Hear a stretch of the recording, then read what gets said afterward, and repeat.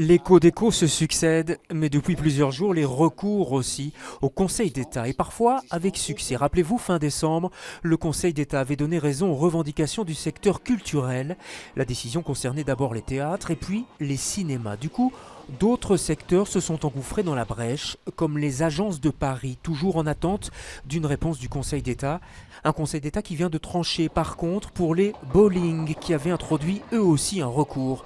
Ils peuvent rouvrir, mais uniquement pour les compétitions. Les bowling ne veulent pas en rester là. Il y a une autre action qui est en cours par la Fédération du loisir. On a adressé une mise en demeure mercredi au gouvernement belge.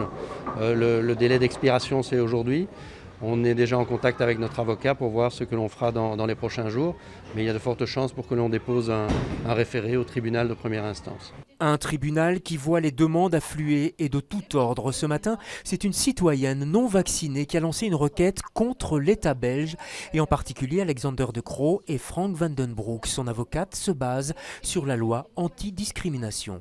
La façon dont certains ont entendu traiter les personnes qui ont décidé de ne pas se vacciner, ce qui a un rapport direct avec leur état de santé actuel ou futur, eh bien, ont le droit de ne pas se faire stigmatiser publiquement, en particulier par des membres du gouvernement et puis a fortiori par la presse ensuite, et qu'ils ont droit au respect et qu'il y a certaines règles qu'il convient de respecter en la matière.